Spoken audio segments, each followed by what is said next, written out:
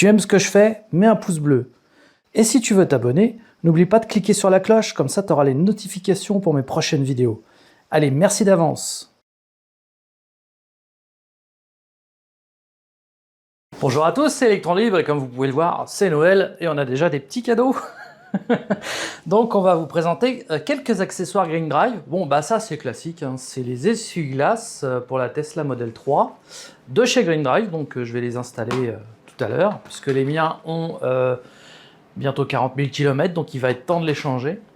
Ensuite on a dans cette petite boîte un petit rangement qui se met sous la coudoir centrale. Hop.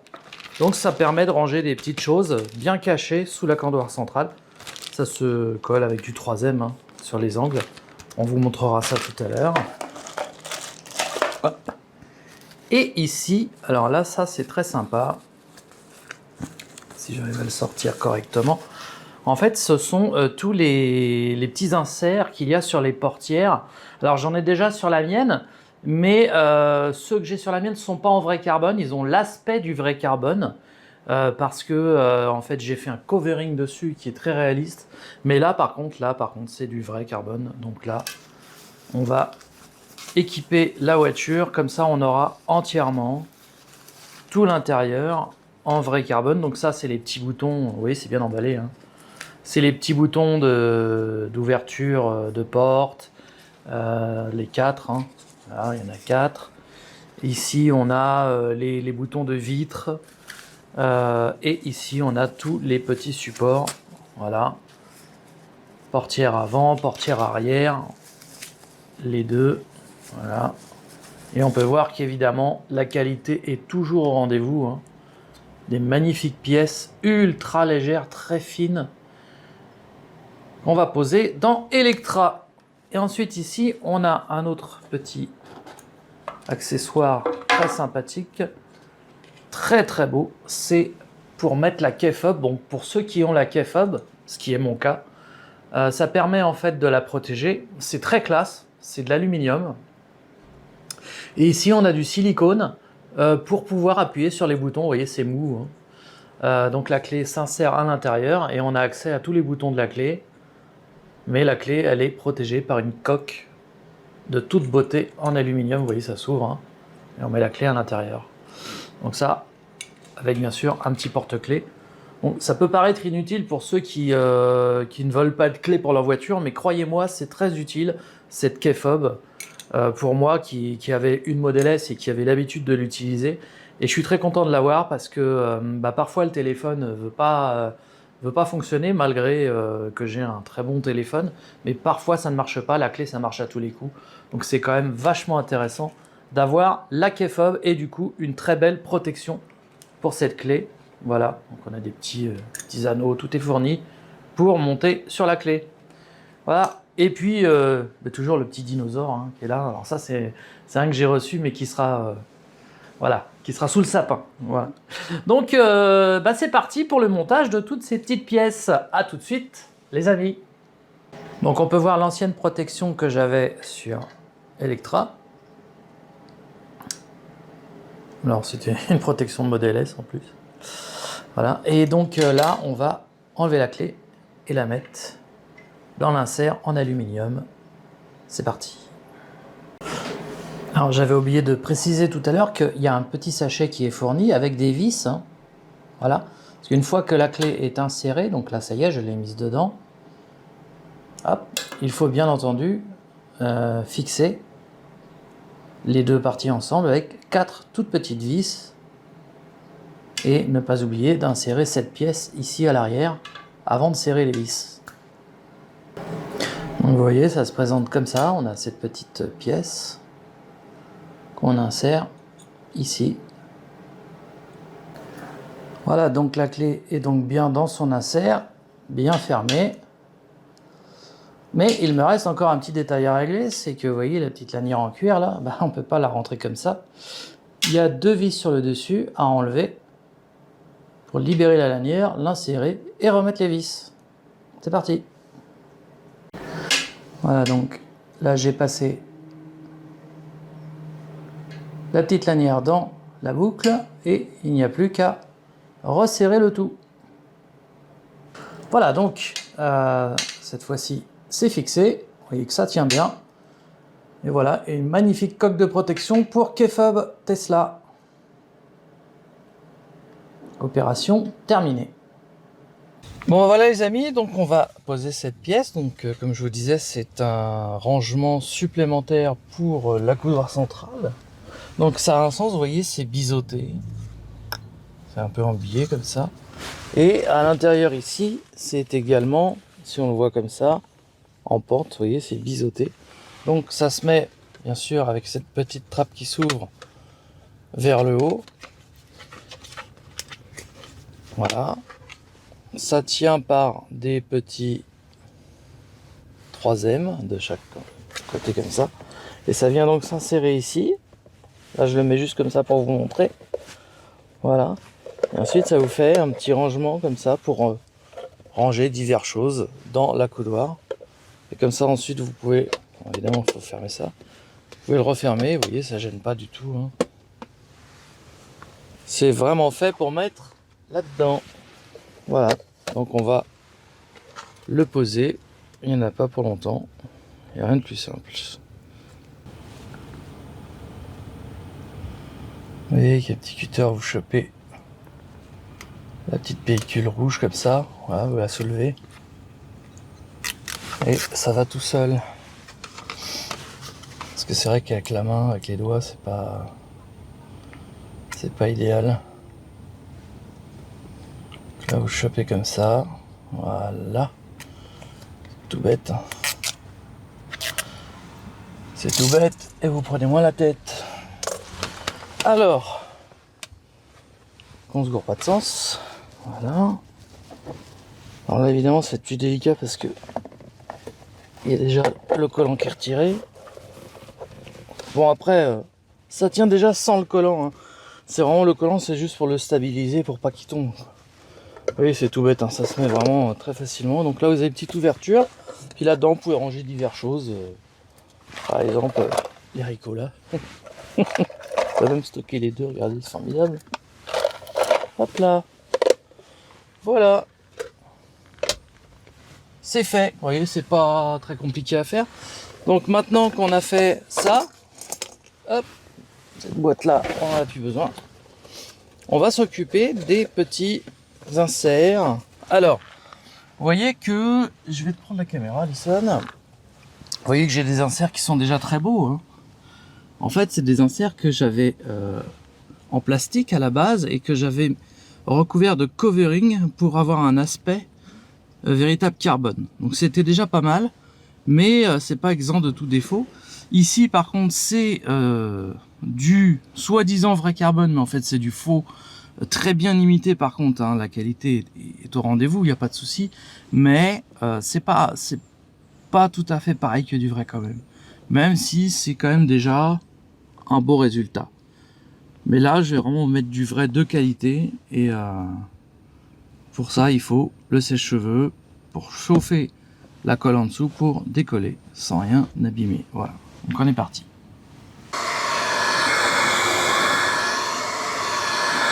Voilà. Pardon.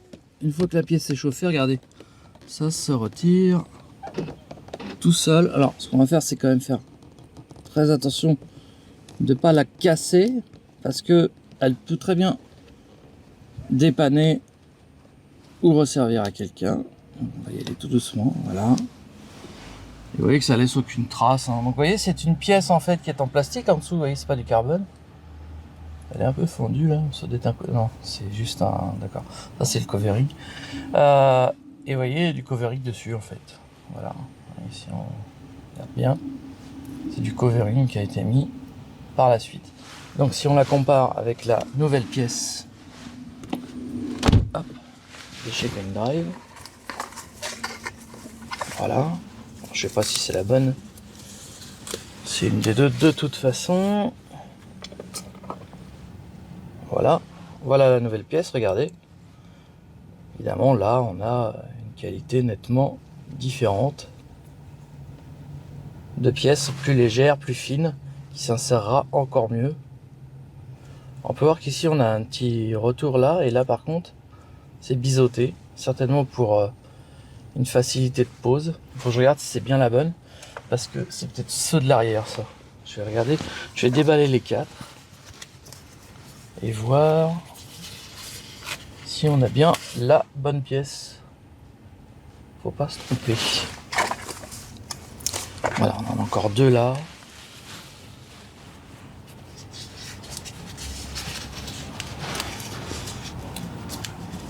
Ouais, elles ont l'air d'être pareilles. Vous voyez, elles sont biseautées aussi. Par contre, elles n'ont pas la même taille. Celles-là sont plus larges. Ça, c'est pour l'arrière. Elles sont pas faites tout à fait pareil, ouais. Vous voyez, la largeur là, pas du tout la même. C'est pour ça que c'est toujours mieux de conserver la pièce d'origine quand vous l'enlevez pour vraiment ne pas mettre la mauvaise pièce, que vous voyez là, c'est pas du tout pareil. Donc il faut bien prendre celle-ci. Vous voyez que esthétiquement, on était quand même très proche du vrai carbone. Hein. J'avais bien bossé. Hein. Petit cutter pour enlever le scotch rouge. Arriver à le choper, voilà. Et ça va beaucoup mieux qu'avec l'ongle. Hein. Attention de ne pas se couper les doigts avec le cutter quand même. Voilà.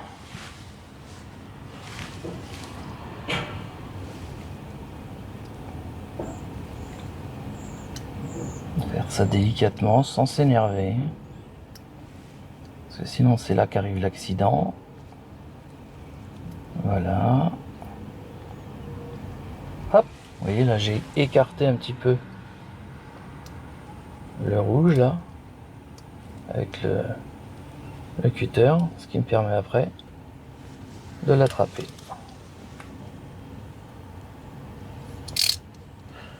Hop. Donc là la pièce, il n'y a plus qu'à la mettre. Elle vient s'insérer parfaitement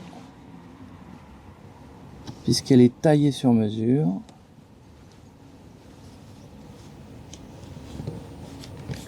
Voilà. Pour un résultat optimal. Ici, comme d'habitude, un petit coup de sèche-cheveux.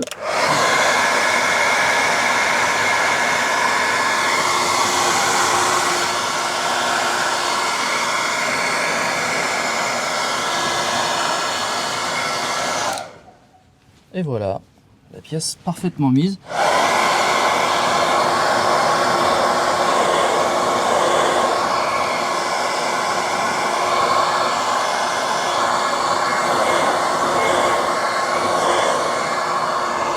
Donc évidemment, vous n'aurez pas ce travail à faire puisque, sauf si vous avez fait comme moi, vous avez mis du faux avant. Mais vous voyez, finalement, ça s'enlève pas trop mal une fois que ça a été chauffé.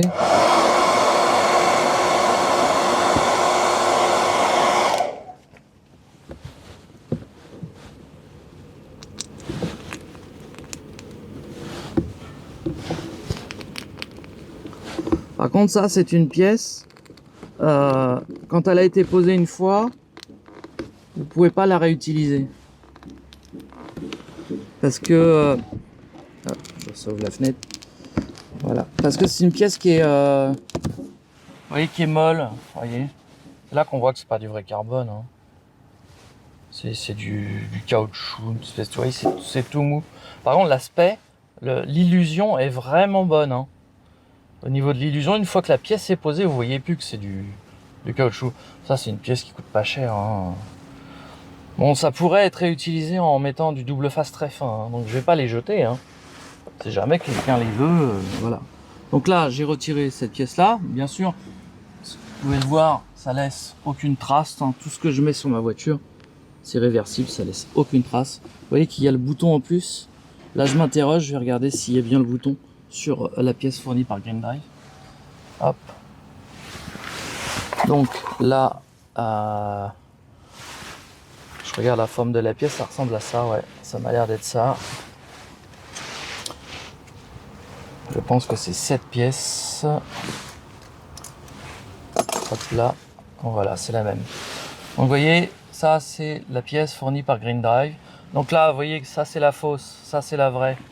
On peut voir qu'esthétiquement c'est très proche, hein. C'est quand même du beau de la belle pièce, même la fausse était déjà pas mal, hein. C'est pour ça que je l'avais laissé, parce que c'était vraiment très beau. Par contre, effectivement, là on voit que c'est du vrai carbone. Pièce très légère, très rigide. Ici, pièce molle et lourde. Par rapport à celle-là, c'est au moins 3 fois le poids. Il y a bien le bouton de fourni. Hop là. Et peut-être même les petits boutons qui manquaient, parce que vous voyez là, il y a un kit supplémentaire qui était bien caché dans la boîte. Et donc on a bien les boutons. Ok, c'est cool. Ça m'étonnait quand même qu'il n'y ait pas les boutons de fourni. Donc il y a le bouton là, et il y a certainement ici les petits boutons. Ouais, c'est ça. Donc c'est fourni. Non, non, c'est impeccable. Bon bah, vous voyez, hein, tant mieux. Hein. Voilà. On a bien les boutons. Regardez. Impeccable. Donc ça, c'est à vous de voir si vous voulez les mettre ou pas. Si vous avez les boutons avec la petite ouverture de porte d'indiquer, vous les mettez pas à ce moment-là. Puis comme ça, vous gardez. C'est pas une obligation de les mettre. Mais bon, ici ils sont. C'est très bien. C'est que quand je déballe des pièces, je le fais devant vous. C'est-à-dire que je découvre en même temps que vous. C'est pour ça que je ne savais pas qu'il y avait les boutons. Là, on fait vraiment réellement un unboxing et une pause en direct, quasiment dans les conditions du direct. Hein. Bien sûr, la vidéo est en différé, mais voilà. Je découvre en même temps que vous le kit, je le déballe devant vous et je le pose devant vous. C'est du réel. Hop, voilà. Vous voyez, pareil, le petit bouton qui était fourni avec l'ancien kit sera remplacé par le même ici. Alors, il faut que je regarde si c'est l'un ou l'autre. Ça doit être celui-là. Et alors, avant de faire une bêtise, je vais le présenter le bouton. Ouais, ça me semble quand même plus cohérent. Ouais, c'est celui-là. Bon, pour la porte conducteur, c'est celui qui a un retour. Ici, vous avez un retour également qu'il n'y a certainement pas de l'autre côté. Et oui, voilà, c'est ça. Ok, donc, vous voyez, hein, c'est vraiment du direct. C'est ce bouton avec le retour qui va côté conducteur. C'est pas grave, celui-là, on va le poser à un endroit délicatement où il ne risque rien de lui arriver. Et on va du coup mettre celui-là.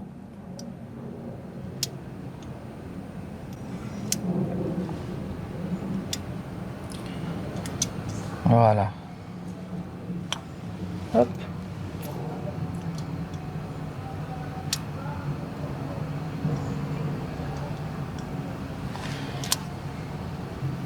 C'est quand même nettement mieux avec un cutter. Hein. Du coup, effectivement, il n'y a pas de possibilité de le mettre à l'envers.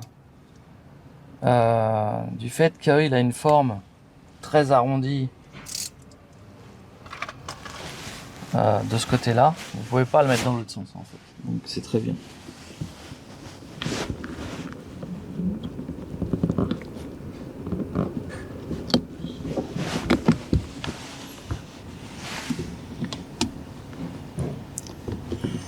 Alors là c'est un peu au feeling, hein. Je fais ça un peu à l'aveugle.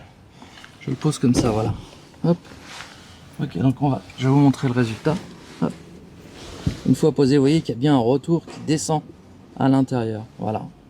Et là le bouton, il est à sa place. Donc ça c'est en fait c'est l'ouverture d'urgence hein, de la portière. Quand vous tirez comme ça, ça ouvre la portière sans passer par le bouton qui est ici. Voilà. Maintenant on n'a plus qu'à poser cette pièce et le petit bouton qui ira là. Parce que moi comme je n'ai pas le symbole, du coup je vais le mettre. C'est vrai que quand vous voulez des finitions impeccables, là c'est quand même mieux de prendre en vrai carbone, même si je le répète, hein, ceux que j'avais étaient quand même d'une qualité tout à fait correcte. Ça choquait pas du tout. Mais là, on a vraiment quelque chose de très grande qualité. Alors la qualité, ça se paye, c'est pas donné, mais c'est du super matos.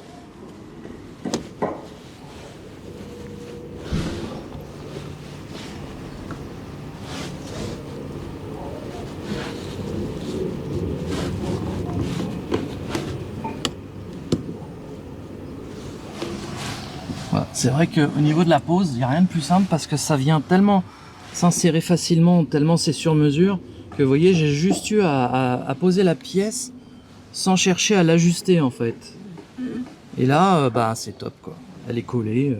Petit coup de sèche-cheveux pour être sûr que ça adhère bien. Et encore, c'est pas vraiment nécessaire. Voilà. J'ai toujours autant de travaux devant chez moi. Voilà. Ensuite, on va mettre le petit bouton qui est ici. Et ce sera fini pour cette porte.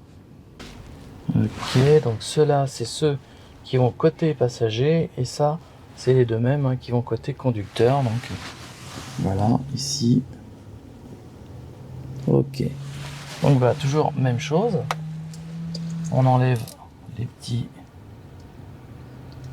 scotch. Surtout, hein, quand vous faites ça avec un cutter, allez-y doucement.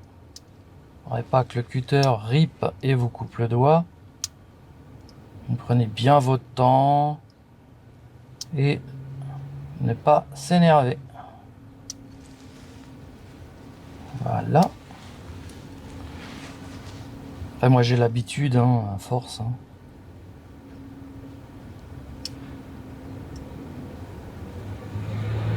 Voilà.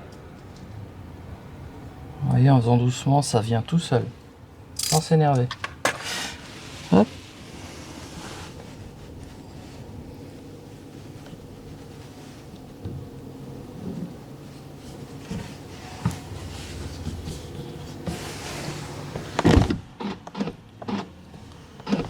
Voilà. Alors, évidemment, quand j'appuie sur le bouton, ça ouvre la portière. Mais il faut bien que ça adhère. Voilà, bouton posé, tout bêtement. Voilà, ça vient tout seul s'insérer. Et là, on a un très beau résultat. T'as vu, ça gardait en mémoire tes supercharges. Ah oui, tiens, la supercharge que j'avais fait à 100 litres, effectivement, lors de mon dernier road trip, m'avait coûté 11,40 €. En théorie, hein, puisque je ne paye pas la supercharge, mais ça affiche quand même le tarif. Voilà. Puisque j'ai des kilomètres gratuits, hein, j'en ai encore beaucoup. Donc, mais ça m'aurait coûté 11,40 € et on avait rechargé de quoi faire à peu près 300. Il nous restait 100 km, 97 km, et on avait rechargé de quoi faire 340 bornes à peu près. Donc, bien, ça va. J'ai vu une vidéo de l'excellent GMK hier, où il faisait un aller avec sa Mercedes C63 AMG de toute beauté, où il se fait serrer par les gendarmes, là, la référence vous l'avez dans la tête. On a lu pour 250 € d'essence. Avec une voiture de 500 chevaux, donc équivalente à celle-ci au niveau des chevaux. Et moi, pour me faire le même trajet que lui, Monaco-Paris, puisque je l'ai déjà fait, hein, ça me coûtait 20 € d'électricité. Voilà. Plus les péages si on prend l'autoroute, bien sûr, mais voilà, la comparaison est assez flagrante, quoi. C'est assez marrant. Par contre, évidemment, lui, il a gagné du temps parce que à la pompe à essence, vous restez effectivement entre 5 et 10 minutes maxi, alors que moi, c'est plutôt 15-20 minutes par supercharge, quoi. S'il n'y a pas de bouchon ici. S'il n'y a pas la queue à la pompe, tout à fait. Mais il peut très bien y avoir la queue au superchargeur. Hein. Ça m'est arrivé cet été. Pas longtemps, j'ai attendu 5 minutes, mais du coup, voilà, ça rallonge un peu le temps. Mais quand vous économisez plus de 200 €, vous êtes content d'attendre 1 heure de plus. Hein. Ça me dérange pas. Voilà, ça c'était la petite parenthèse. Salut frérot. Bon, alors, voilà, pour cette porte c'est fini. Je vais faire les autres portes et je vous montrerai le résultat final à la fin de la vidéo. À tout à l'heure. Donc voilà le résultat final, portière, conducteur, impeccable.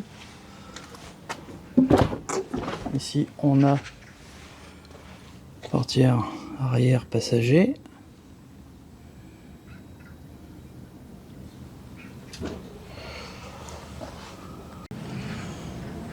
Portière avant passager.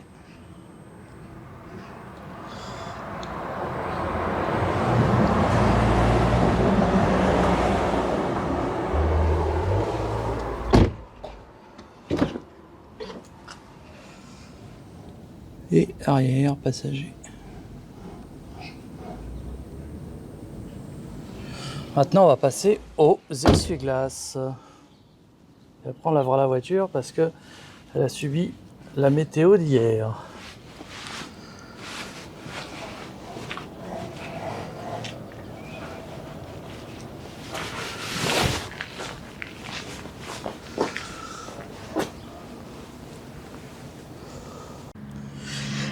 Alors maintenant, on va passer à la pose des essuie-glaces. Donc comment ça se présente? Il y a deux essuie-glaces sur la Tesla Model 3, un grand et un petit. Donc voilà, hop, on met ça dans l'emballage. Donc ça, c'est des essuie-glaces siglés Green Drive. Je sais pas si tu vois, mais il y a la petite signature dessus. Donc c'est des essuie-glaces de haute qualité, nettement supérieures aux origines. Voilà, et pour changer vos essuie-glaces, il y a une procédure à faire. Il faut aller dans les paramètres. Entretien, et là on a quelque part les essuie-glaces, je sais plus où, entretien des essuie-glaces, c'est tout en haut. Hop, et là vous voyez, ils sont prêts à être changés, ils se sont mis en position prêts à être changés. Donc là le bouton reste enclenché pour que les essuie-glaces ne reviennent pas en position dans le capot en fait. Et en fait on n'a plus qu'à les changer, c'est parti. Donc ça devrait pas être très compliqué de changer des essuie-glaces, hein. Mais voilà la manipulation à faire dans la voiture, en tout cas pour les changer. On va les poser là pour l'instant.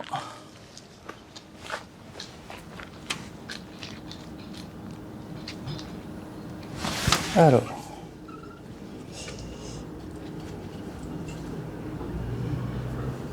vérifier qu'il n'y a pas une autre manipulation à faire pour les ouvrir. Ouais, ok. N'osez pas trop forcer. Voilà. Ensuite, pour les libérer, on a un petit bouton qui se trouve là. Si tu veux montrer, Alison. Ici, en fait, vous avez un bouton. Vous appuyez dessus. Et normalement, voilà, l'essuie-glace se coulisse. Vous voyez, il n'y a rien de plus simple. Alors, ce qu'il faut faire très attention par contre, c'est que ça ne vienne pas se rabattre brutalement sur le pare-brise. Mais vous voyez, il tient. Parce que sinon, vous cassez votre pare-brise. Vous avez juste à reglisser l'essuie-glace à l'intérieur, comme ça. Voilà. Et vous tirez dessus. Et le bouton s'est remis en place. Hop. C'est tout bête, hein. Très facile à faire. On va passer au deuxième. Donc, même chose. On écarte l'essuie-glace. Alors, il faut forcer un peu, hein.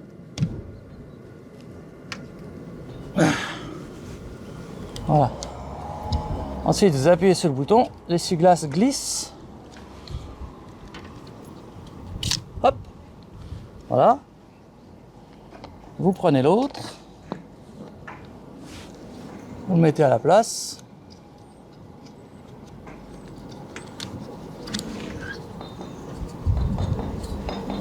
Je suis pas très bien placé pour le faire, mais voilà.